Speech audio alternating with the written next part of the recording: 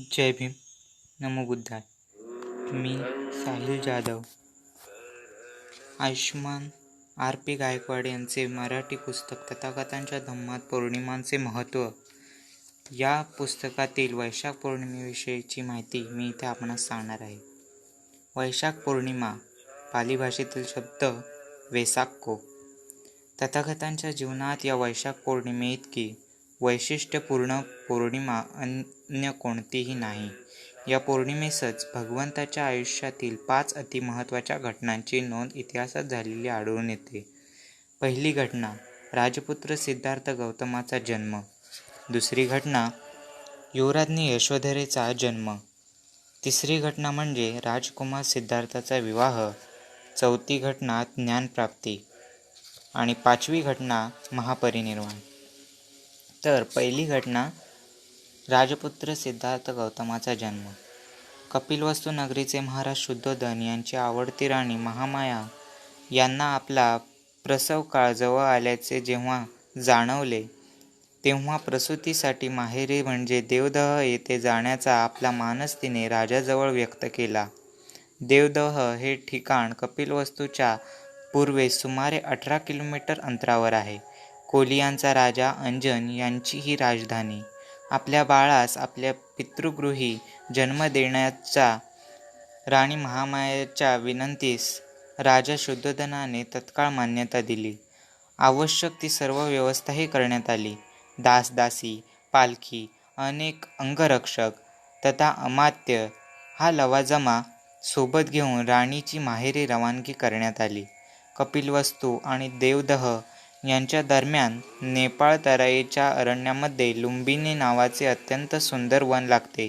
शालवृक्ष व इतर वृक्षांनी सुशोभित, फुलाफळांनी बहरलेले, सगळीकडे सुगंध अशा रम्य वातावरणाने मोहरलेले हे वन पाहून काही काळ तिथे विश्रांती घ्यावी असा विचार करून राणी तेथे थोडा वेळ थांबली. बागेतील पाऊलवाटेने चालत जाऊन राणी एका शालवृक्षाखाली उभी राहिली. सहज कुतूहल म्हणून वाऱ्याने हेलकावे घेणाऱ्या त्या वृक्षाच्या फांदीस हातात धरण्याचा राणीने प्रयत्न केला. वाऱ्याने खाली आलेली फांदी राणीच्या हाती सहज आली. दुसऱ्या क्षणी ती फांदी राणीसह वर उचलली गेली. हा लहानसा ऊर्ध्वमुखी आघातसुद्धा या सुगम मातेस सहन झाला नाही. तेथेच लुंबिनी वनात आजचे स्थानिक नाव रुक्मिणदेई. फांदी हाती धरलेल्या स्थितीतच पूर्व दिशेस तोंड करून उभी असताना राणीस प्रसूती वेदना सुरू झाल्या आणि या स्थितीतच राणीने राजपुत्र सिद्धार्थास उगवत्या सूर्याच्या साक्षीने जन्म दिला.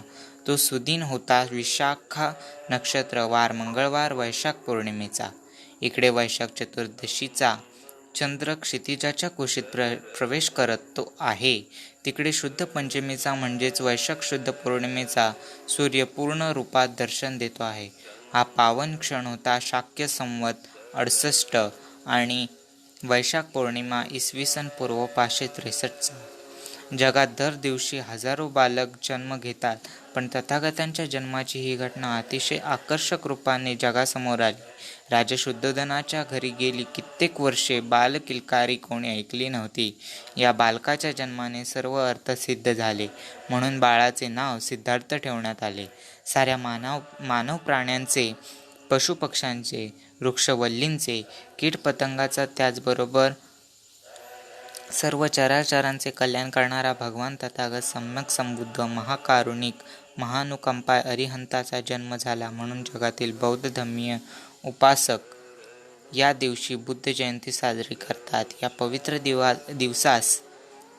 दिनास धम्मदान दिन या नावाने ओळखण्याची सर्व बौद्ध जगात रीत आहे.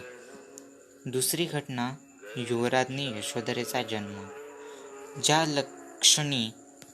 ज्या क्षणी लुंबिनीत राजपुत्र सिद्धार्थाचा जन्म झाला, त्याच क्षणी या शुभ दिनी अन्य 8 जणांचाही जन्म या जंबूद्वीपात झाला. ते 8 जन्म पुढील प्रमाणे.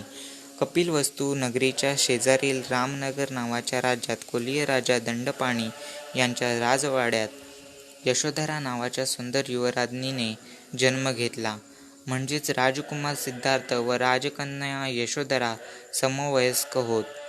यशोधरा या शब्दाचा अर्थ मुळीच महान यश धारण करणारी असा होतो. याच दिवशी तिकडे गयेमध्ये बोधिवृक्षाचा जन्म झाला.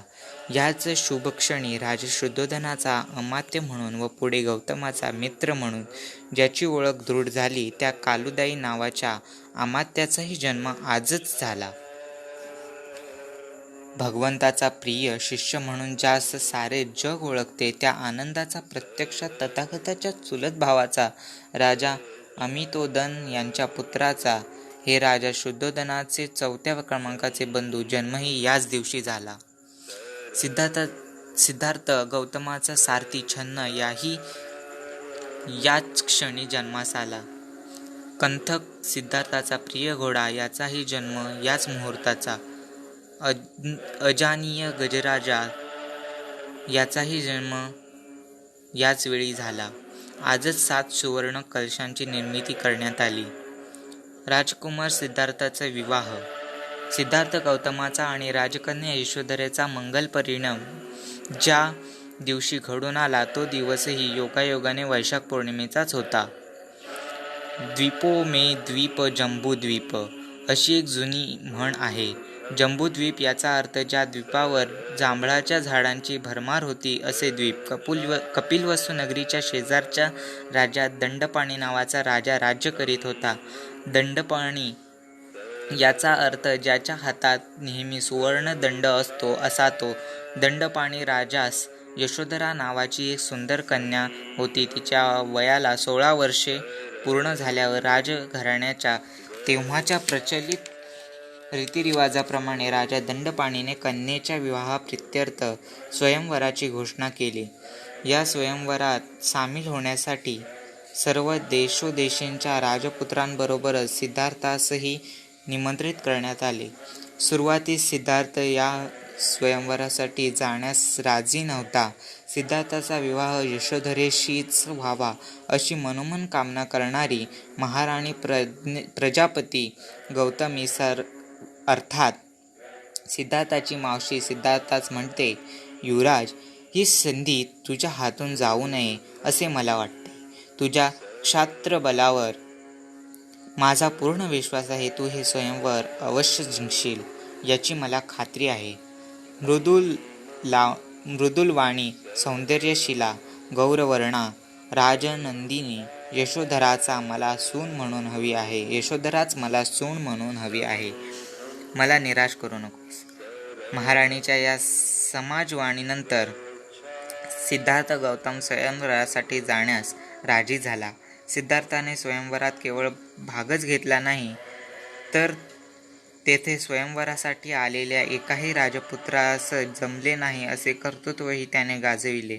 स्वयंवरात एका रानटी घोड्याच्या पाठीवर सवारी करण्याची अट राजा दंडपाणीने घातली होती. त्या हट्टी व वन्य नाठाळ घोड्यास कोण्या अन्य राजपुत्रांची स्पर्श करण्याचीही हिंमत झाली नाही.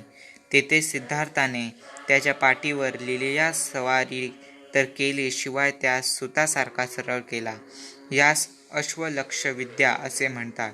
या अश्वलक्षविद्येबरोबरच लिपिज्ञान, संख्याज्ञान, बाणविद्या, धनुर्विद्या, काव्य, व्याकरण, पुराण, इतिहास, वेद, ज्योतिष, सांख्य, वैशेषिक, स्त्रीलक्षण इत्यादी कला व विद्येतील प्रवीणता गौतमाने सर्व साक्षीने सिद्ध केली. स्वयंवर स्पर्धेत भाग घेतलेल्या सर्व निमंत्रित राजे महाराजांबरोबरच प्रजाजनांनी राजपुत्र गौतमाचा जय जयकार केला. यानंतर लगेचच त्या स्वयंवर मंडपातच या सर्वांच्या साक्षीने यशोधरेने विजयमाला गौतमाच्या गळ्यात अर्पण केली. तो दिन होता वैशाख पौर्णिमा, इसवी पूर्व 547 राजकुमारी यशोधरेस पुढील अनेक नावांनी इतिहास ओळखतो, जसे गौतम पत्नी, राहुल माता, गोपा, भद्राकात्यना अर्थात दीक्षित होऊन भिक्खुणी झाल्यानंतरचे नाव, उत्पलवर्णा, बिंबादेवी, बिंबासुंदरी इत्यादी. 4थी घटना ज्ञानप्राप्ती. असे म्हणतात, सिद्धार्थ गौतमाचा जन्म लुंबिनीत झाला आणि भगवान बुद्धांचा जन्म बुद्धगयेत झाला. हीच ती सर्व जगाच्या दृष्टीने पावन अशी चौथी घटना होय. यापूर्वीच्या तिन्ही घटनांना तर ऐतिहासिक महत्त्व आहेच, हे निसंशय. पण ही चतुर्थ घटना सारे विश्वातील मानव जातीने अभिमान बाळगावा अशी आहे. केवळ मानव जातीनेच नव्हे तर वन्यजीव, हिंस्त्र, श्वापद, सूक्ष्मजीव, वनस्पती, सजीव, निर्जीव या सर्वांना कल्याणाचा मार्ग दाखविणाऱ्या तथागत भगवान अरहंत सम्मा संबुद्ध यांच्या ज्ञानप्राप्तीच्या घटनेस न भूतो न भविष्यती असे महत्त्व आहे. यास्मिन् निसज्ज वाजिरासन बंधनेन जित्वा सवासन किल्ले सबलं मुनिंदो संबोधी ज्ञानमनगम्य पिहासी सम्मा तम बोधी चेतीय महम शिरसा नमामि. अर्थ: ज्या वज्रासनावर बसून आणि दृढतापूर्वक आरूढ होऊन भगवान सम्यक संबुद्धांनी मारसेनेच्या सर्व आक्रमणांना विफल करून सम्यक संबुद्धी तत्वाचा साक्षात्कार केला, त्या परम पवित्र बोधिचैत्यास मी नतमस्तक होऊन वंदन करतो. ज्ञानप्राप्ती होण्यापूर्वी त्यांना मारावर विजय मिळवावा लागला. या मारावर विजय काही सिद्धार्थास सहजासहजी मिळाला नाही. त्यांनी पुढील प्रयत्न केले. सिद्धार्थ निरंजना नदीकाठी निर्वाण प्राप्तीसाठी मोठ्या उत्साहाने ध्यान करीत असताना मार तेथे आला व सिद्धार्थास परावृत्त करण्यासाठी अतोनात प्रयत्न करू लागला. मार म्हणजे मारणारा, मार म्हणजे मनाच्या दुष्ट किंवा अकुशल प्रवृत्तींचा समूह. त्या सिद्धार्थाने असे उत्तर दिले: कामा ते पटमा सेना द्वितीया अरुती उच्चती तृतीया खुप्पीपासा ते चतुर्थी तह्ना पौच्चती पंचमी थिनमिद ते छठ्ठा भिरूप उच्चती सप्तमी विचिकिच्छा ते मख्खो थभो ते अठ्ठमो लाभो सिलोको सक्कारो मिच्छालब्धो च थोयसो यो चत्तान समुकंसे परेच अवजानती एसा नमुची ते सेना कण्णस भीपहारिणी न तं असुरो जिनाती जेत्व च लाभते सुख. अर्थ: 1. हे मार, इंद्रियांना सुखविणारे चैनीचे पदार्थ ही तुझी पहिली सेना होय. अरती कंटाळा ही तुझी दुसरी सेना, तिसरी भूक आणि तहान, चौथी विषय वासना, पाचवी आळस, सहावी भीती, सातवी कुशंका आणि आठवी गर्व ही तुझी सेना होय. लाभ सत्कार, पूजा ही तुझी 9वी सेना आहे. खोट्या मार्गाने मिळालेली कीर्ती ही 10वी. या कीर्तीच्या योगाने मनुष्य आत्मस्तुती आणि परनिंदा करीत असतो. हे काळ्या कुट्ट नमुची, मारा, साधू संतांवर प्रहार करणारी ही तुझी सेना आहे. तिला फॅड मनुष्य जिंकू शकत नाही, परंतु जो शूर मनुष्य तिला जिंकतो तो सुखाचा लाभ घेतो. येणेप्रमाणे सिद्धार्थाने माराला जिंकले. मारविजय म्हणजे आत्मविजय होय. हा जय बाह्य शत्रूवरील विजयापेक्षा कितीतरी पटीने श्रेष्ठ होय. सुजाताच्या खीरदानाचा स्वीकार करून उपोषण सोडल्यानंतर सिद्धार्थाने मनाचा पक्का निर्धार करून तो उरुवेलाहून निघाला. राजमार्गाने वाटचाल करीत करीत गयेस पोहोचला. तेथे एक चांगल्यापैकी पिंपळाचा वृक्ष त्यास दिसला. त्या पिंपळाच्या वृक्षाखाली अश्वत्थवृक्ष पूर्वेकडे तोंड करून मांडी घालून तो बसला. चित्तमलाचा क्षय करावयास ऋषीमुनी बहुधा पूर्व दिशाच निवडीत असत. ध्यान करावयास बसण्यापूर्वी सिद्धार्थाने इतकी भोजनसामग्री एकत्रित केली की जी त्या 40 दिवसांपर्यंत पुरेल. सुजाताच्या क्षीरग्रहणाच्या रात्री सिद्धार्थास 5 स्वप्ने पडली. त्याचा त्याने असा अर्थ काढला की प्रयत्नांती त्याला संबोधी अवश्य प्राप्त होईल. त्याने निश्चय केला की शरीरातील सर्व रक्त आणि मांस सुकून गेले तरी सुद्धा बोधी प्राप्त होईपर्यंत तो त्या जागेस सोडणार नाही. तो दृढ आसन घालून बसलेला असताना वाईट चेतना आणि वाईट विचार एकामागून एक त्याच्या मनावर आक्रमण करू लागले. यालाच पौराणिक भाषेमध्ये मारपुत्रांचे आक्रमण म्हटलेले आहे. सिद्धार्थास भीती वाटू लागली की त्या वाईट विचारांचे जर त्यांनी नियंत्रण केले नाही तर त्याची साधना विफल होऊ शकेल. त्याला माहीत होते की मार युद्धामध्ये पुष्कळसे ऋषीमुनी पराजित झाले होते. तेव्हा त्याने आपले संपूर्ण साहस पणाला लावून मनाचा निर्धार केला की माझ्यामध्ये श्रद्धा आहे, प्रज्ञाबल आहे, दृढ संकल्प आणि कर्तृत्व आहे, तेव्हा मी माराच्या आक्रमणास भिणार नाही. ज्ञानप्राप्तीसाठी सिद्धार्थास 4 आठवडे सतत ध्यानमग्न राहावे लागले. त्याला शेवटच्या स्थितीपर्यंत पोहोचण्यास 4 अवस्था पार कराव्या लागल्या. पहिली अवस्था वितर्क आणि विचारप्रधान होती. एकांतवासामुळे त्याने तिला सहजतेने प्राप्त केले. दुसऱ्या अवस्थेमध्ये एकाग्रता आली. तिसऱ्या अवस्थेमध्ये समचित्तता आणि जागरूकतेचा समावेश झाला.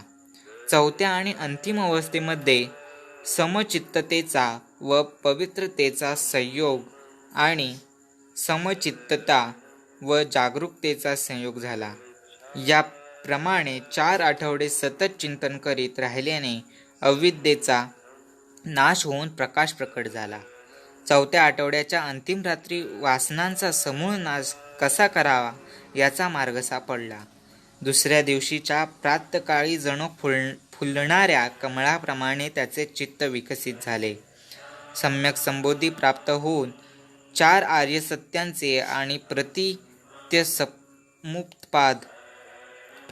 समुत्पाद सिद्धांताचे ज्ञान झाले. सिद्धार्थ सम्यक संबुद्ध झाला. त्यावेळी त्याचे वय 35 वर्षांचे होते. तो दिवस बुधवार वैशाख पौर्णिमेचा असून इसवी पूर्व 528 चे वर्ष होते. भगवंतांना अनेक नावांनी संबोधले जाते, जसे तथागत, भगवान, अरहंत, सम्मासम, संबुद्ध इत्यादी नावांचा अर्थ पुढील प्रमाणे. तथागत याचा अर्थ जो जसा बोलतो तसाच वागतो असा तो. भगवान हा शब्द 2 शब्दांच्या युतीने बनला आहे. भग्न प्लस वान हे ते 2 शब्द होत. भग्न म्हणजे बळी देणे, वान म्हणजे दुर्गुण. ज्याने आपल्या सर्व दुर्गुणांचा संपूर्ण नायनाट केला आहे असा तो. अर्हतो याचा अर्थ जे अस्तित्वात नाही त्यावर विश्वास न ठेवता जे अस्तित्वात आहे यावर विश्वास ठेवतो असा तो. सम्मासम याचा अर्थ जो परिपूर्ण आहे असा तो. संबुद्ध याचा अर्थ ज्याने ज्ञान जाणले आहे असा तो. 5वी घटना वैशाख पौर्णिमेस घडलेली म्हणजे महापरिनिर्वाण. भगवंत महापरिनिर्वाणास जाण्याआधीचे अंतिम शब्द पुढील प्रमाणे होते. अनिच्चावत संखारा उपादवय धम्मिनो उपजित्वा निरुज्जान्ति तेसम वपुसमो वुपसमो सुखो. अर्थ असा की भिक्खूंनो, सर्व संस्कार नाशवंत आहेत. तुम्ही अम्रपादी राहून आपल्या मुक्तीसाठी प्रयत्न करा. वयाच्या 80व्या वर्षी उत्तर रात्री म्हणजे रात्रीच्या 3ऱ्या प्रहरी वैशाख पौर्णिमा इसवी पूर्व 483 रोजी मल्ल देशातील कुशीनगर या ठिकाणी शालवनात जोड शाल वृक्षाखाली भगवंत महापरिनिर्वाण पदास प्राप्त झाले. तो दिवसही वैशाख पौर्णिमेचाच वार शुक्रवार होता. तथागतांच्या जीवनात वृक्षांना फार महत्त्व आहे. लहानपणी ते जांभळाखाली ध्यानस्थ बसण्याचा अभ्यास कपिलवस्तूमध्ये करायचे. देहदंडासारखा कठोर प्रयास त्यांनी वटवृक्षाखाली केला. भगवंतास ज्ञानप्राप्ती झाली ती बोधिवृक्षाखाली. आम्रपालीने आम्राई भिक्खुसंघास दान केली. आम्रपालीने आम्राई भिक्खुसंघास दान केली. राजा बिंबिसारांनी भगवंतास दान दिले ते वेळूवन. तर भगवंताची महापरिनिर्वाणाची इच्छा असो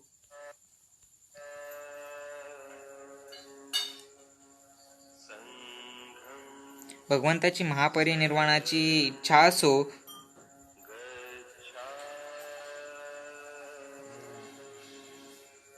की राणी महामायेपोटी जन्मास सिद्धार्थाचा प्रसंग असो, तोही घडला तो शालवृक्षाखाली.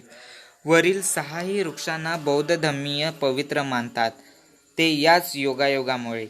भगवंत वैशाली येथे भिक्खू संघासह मुक्कामास असताना आनंदा जवळ बोलावून म्हणतात, आनंदा, तथागत आजपासून 3 महिन्यांनी म्हणजे वैशाख पौर्णिमेस महापरिनिर्वाण होतील. ते स्थान कुशीनगर असेल.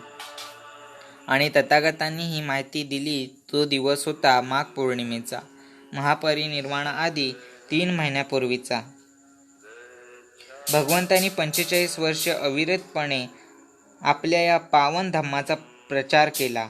बौद्ध धम्माची जात्याच असलेली उत्कृष्टता, सत्याचा स्वयंसिद्ध पाया, उत्कृष्ट नैतिक शिक्षण आणि संपूर्ण सामाजिक गरजांची पूर्ती करण्याचे सामर्थ्य या उपयुक्त गुणांमुळे बौद्ध धम्म अतिशय वेगाने पसरला.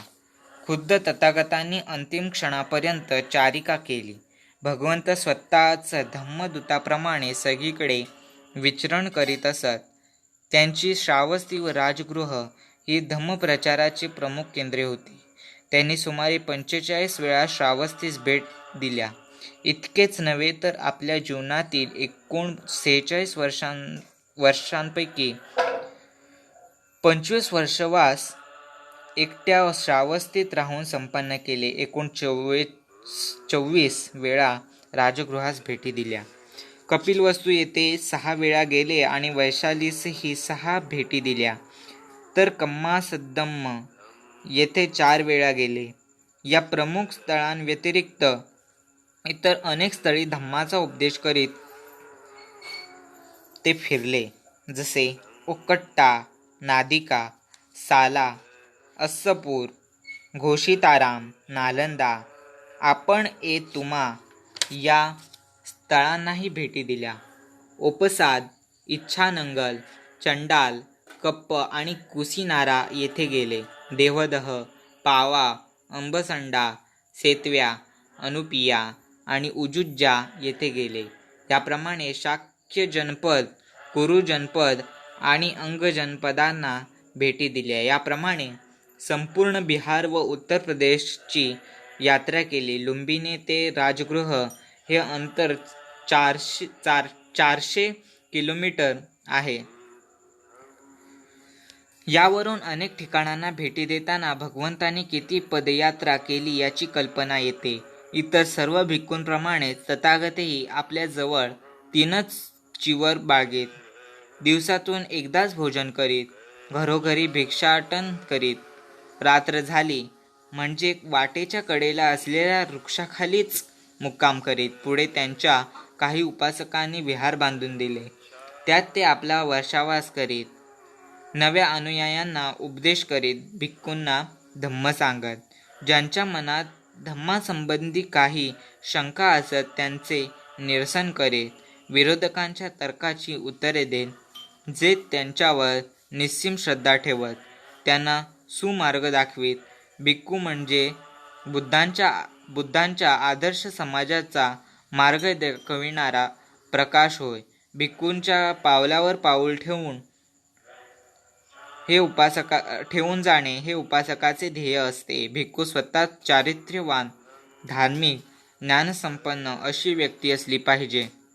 त्यासाठी त्याने व्यक्तिगत साधना करण्याचा सतत प्रयत्न केला पाहिजे. त्याने लोकांना मार्गदर्शन करून त्यांची सेवा केली पाहिजे आणि उपासकाने त्याच्या उपदेशाप्रमाणे वागायचा आटोकाट प्रयत्न केला पाहिजे. भगवंतांनी असा मौलिक उपदेश तहहयात केला. शेवटी भगवंतांनी आनंदात जेव्हा असे सांगितले की तथागत आजपासून 3 महिन्यांनी म्हणजे वैशाखी पौर्णिमेस महापरिनिर्वाण पदास प्राप्त होतील, तेव्हा तथागतांचे वरील बोल ऐकून आनंद विनंती करतो म्हणते. कुशीनगरासारख्या एका छोट्याशा नगरात निर्वाण प्राप्त न होता चंपा, राजगृह, श्रावस्ती, साकेत, कौशांबी, वाराणसी अशा मोठ्या नगरात निर्वाण पदास प्राप्त व्हावे. तेथे आपले असंख्य अनुयायी धनीमानी भक्त आहेत, ते आपली मनोभावे पूजा करतील. यावर भगवंत उत्तरतात, आनंदा, कुशीनगरला लहान समजू नकोस. एकेकाळी ती महासुदर्शन राजाची राजधानी होती. तिचे नाव केशवती होते. हे नगर प्राचीन काळी धनधान्याने संपन्न आणि सुंदर वृक्षाने सुशोभित होते. या स्थानाची निवड मी जाणीवपूर्वक केलेली आहे. त्यामागे 3 कारणे आहेत. एक, महापरिनिर्वाण सुत्ताचा उपदेश मला तेथे शांतपणे करता येईल. दुसरे, शेवटी मला सुभद्रास प्रव्रजा देता येईल. आणि तिसरे, माझ्या परिनिर्वाणानंतर भक्तजनांमध्ये माझ्या अस्थी वितरणावरून वाद वा रक्तपात तेथे होणार नाही. आपला अंतिम समय जवळ आला आहे हे जाणून भगवंतांनी वैशालीहून आपला मुक्काम हलविला. भाऊग्राम, जंबूग्राम, हस्तिग्राम, आम्रग्राम, भोगनगर या मार्गे पावा येथे गेले. पावामध्ये अंतसमयी त्यांनी चुंद याच्या घरी भोजन घेतले. या भोजनाने तथागतांस अतिसाराची बाधा झाली. त्या वेदना जेव्हा असह्य झाल्या तेव्हा त्यांनी त्या स्मृती संप्रजन्य च्या नियोगाने सर्व सहन केल्या. नंतर त्यांनी आनंदास कुशीनगर येथे 2 शालवृक्षांमध्ये उत्तरेकडे डोके करून आसन टाकण्यास सांगितले. अशाही स्थितीत या आसनावरून भगवंताने सर्वांना महापरिनिर्वाण सुत्ताचा उपदेश केला. निर्वाणापूर्वी तथागतांचा अंतिम शिष्य म्हणून ज्यास ओळखतात त्या सुभद्र नावाच्या उपासकास प्रव्रजा दिली. त्यानंतरच या जगद्वंदनीय शाक्यमुनी, शांतीसागर, सर्वश्रेष्ठ लोकनायक, दशपारमिताधारक, आदित्यबंधू सम्यक संबुद्धाने महापरिनिर्वाण प्राप्त केले. या दिवशी बौद्धांनी महापरिनिर्वाण दिन साजरा न करता बुद्ध जयंती साजरी करावी. भगवंताच्या प्रतिमेची मिरवणूक काढून सोहळा साजरा करावा. उपोषण पाळावे. अष्टशिलेचे पालन करावे. विहारात जाऊन धम्मदेशना ऐकावी. यथाशक्ती भिक्खूंना दान द्यावे.